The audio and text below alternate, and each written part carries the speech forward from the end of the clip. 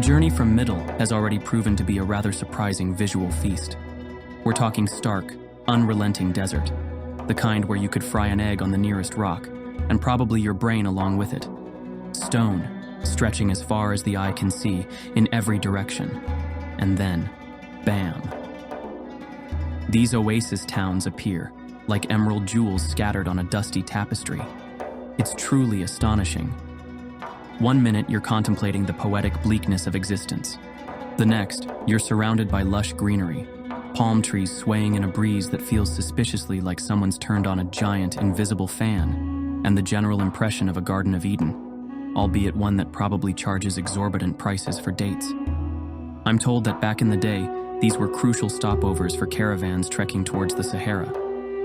One can almost picture them, silhouetted against the setting sun, camels groaning under the weight of all the goods. And the fortifications. These aren't your flimsy garden fences. These are colossal, imposing walls. Testament to a time when, presumably, the locals made a rather tidy profit from the passing trade and felt the need to protect it from, presumably, other people who wanted a slice of their fig and date-based pie. It speaks to a certain entrepreneurial spirit, shall we say? A testament, perhaps, to the enduring human desire to get rich and/or avoid being plundered, which, all things considered, is a rather relatable motivation. The previous day's adventures, while visually stunning, had left me with a rather unwelcome souvenir, a small cold. However, fortune, in the guise of a roadside tea vendor, smiled upon me. I was presented with a steaming concoction, brewed with an assortment of herbs I couldn't possibly identify, and a generous dollop of something that tasted suspiciously like pure, unadulterated kindness. It was, and I don't say this lightly, miraculous. And so, rejuvenated by the power of herbal remedies and the sheer unbridled optimism that only a truly desperate traveler can muster, I pressed on. That night, nestled in my tent, which, I must confess, resembles a crumpled heap of nylon more than a luxurious desert abode, my dreams were filled with visions of ancient Morocco, the forts, the oases.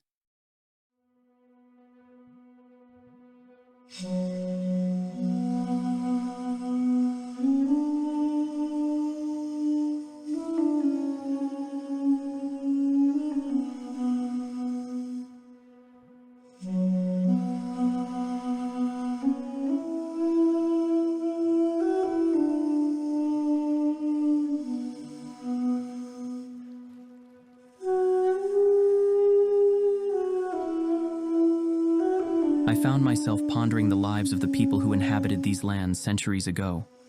What were their hopes, their fears, their daily routines? Did they have a decent tea, or did they had to self-made it? The area surrounding Meski is riddled with caves and ancient pathways, their origins shrouded in the mists of time. It's the sort of place that makes you want to grab a fedora, a whip, and a healthy dose of historical inaccuracy, and start searching for lost treasures. One can only wonder about the age of these pathways. Were they carved out by the same hands that built the towering forts? Were they used by traders, warriors, or perhaps just particularly determined shepherds searching for a lost sheep? The truth, I suspect, is lost to the ages, known only to the wind, the sand, and possibly a few exceptionally well-informed lizards. It's humbling, in a way, to walk in the footsteps of those who came before, to feel a connection to a past that stretches back centuries, even millennia. The oasis itself is a labyrinth, a maze of narrow, winding paths that twist and turn through a riot of greenery. It's a world apart from the stark, unforgiving desert that surrounds it.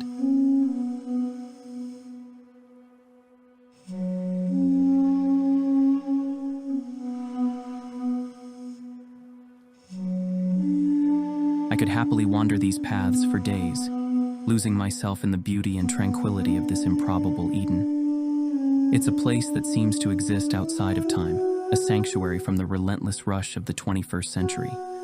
The sheer contrast is jarring, to say not crazy. One moment you're contemplating the vast emptiness of the desert. The next, you're enveloped in a world of vibrant life. And then there are the ruins.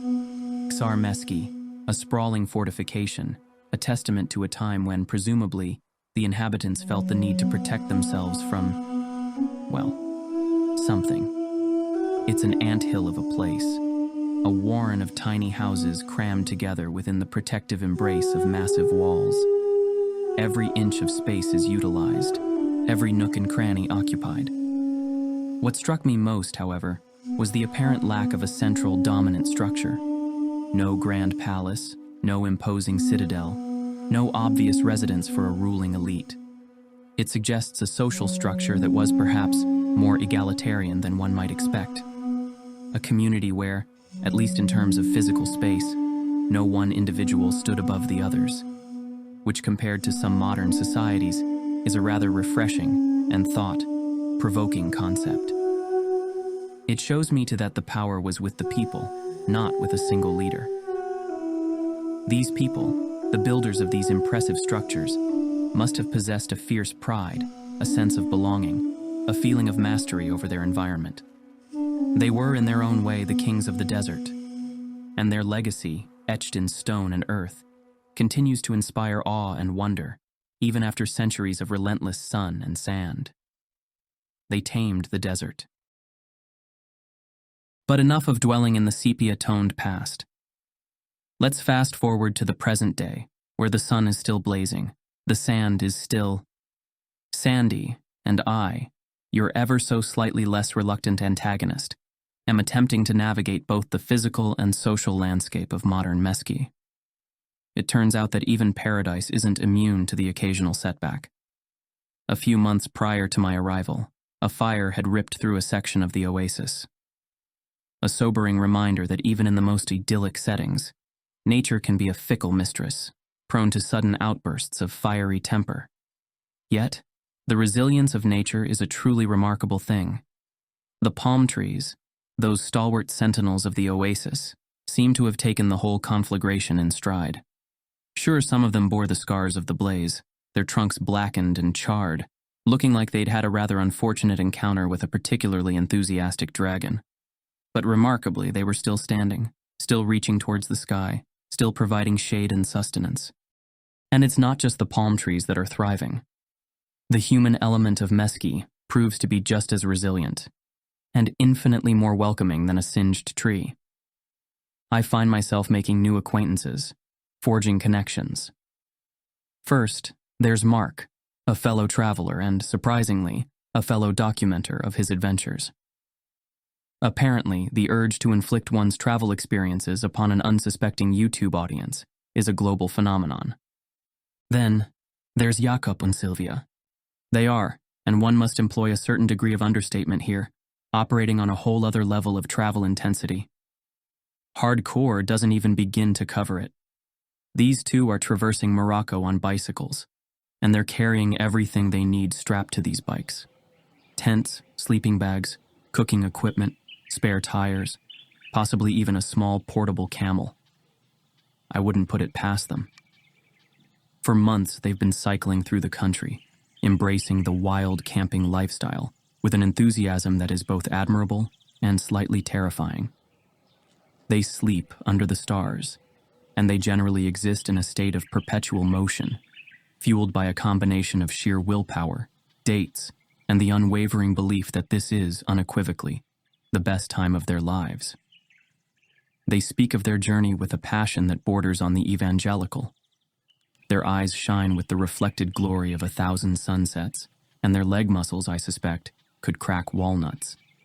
For them, this isn't just a trip, it's a pilgrimage, a testament to the freedom of the open road, the thrill of the unknown, and the utter joy of existing outside the confines of modern, civilized life. And I must admit, despite my own lingering attachment to comfortable beds and readily available plumbing, their enthusiasm is rather infectious. Everywhere I look, I see the ghosts of water. Dried up riverbeds like skeletal remains of a once thriving ecosystem snake their way through the landscape. Ancient irrigation channels, intricate networks of canals and waterways, stand silent and empty, monuments to a time when water flowed freely and abundantly, a poignant reminder of a more prosperous past. The water that is left, I'm told, is a precious commodity, jealously guarded and carefully controlled, and sadly, not always equitably distributed. Rumor has it that wealthy farmers from outside the immediate community have secured access to the diminishing resource, leaving the local population to grapple with the consequences. Meski was once renowned for its water, so much so that it even boasted a grand public swimming pool, an almost unimaginable luxury in this arid environment. Today, that pool is a husk, a cracked and empty shell of its former glory, a stark symbol of the town's dwindling fortunes. It stands as a silent, slightly depressing testament to the precariousness of existence in a place where water is, quite literally, life. Despite this, the locals maintain a remarkable air of friendliness and a relaxed demeanor that seems almost paradoxical, given their circumstances. Perhaps it's a testament to the resilience of the human spirit, the ability to adapt, to find joy and connection even in the face of adversity. Or perhaps they're just really good at hiding their existential angst. Of course, this friendliness is occasionally punctuated by a certain entrepreneurial spirit. Let's just say that the opportunities to purchase a camel, a rug, or some other vaguely authentic souvenir are plentiful. It's a delicate dance, this interaction between traveler and local, a mixture of genuine hospitality and the understandable desire to make a living in a challenging environment. One local in particular strikes up a friendship with me. He extends an invitation to his home, and, intrigued, I accept. From the outside, the house is unassuming, blending seamlessly with the other earth-toned structures of the village. But stepping inside is like entering another world. It's a revelation. He has, with painstaking effort and over many years, created his own personal oasis within the confines of his home. A lush, verdant garden, a riot of color and life, a testament to his dedication and his unwavering belief in a brighter future. It's a miniature Garden of Eden, painstakingly nurtured with his meager earnings, a testament to human ingenuity and the enduring power of hope. He explains, with a mixture of pride and quiet determination, that this garden is his legacy, his investment in the future. His hope is that one day, this hidden sanctuary will become a guest house, a place where travelers can find respite and experience the beauty of Meski, even as the surrounding landscape continues its slow, inexorable transformation. It's a dream born of necessity, fueled by resilience, and nurtured by a deep and abiding love for his home and his family. A truly inspiring display of quiet, unyielding optimism.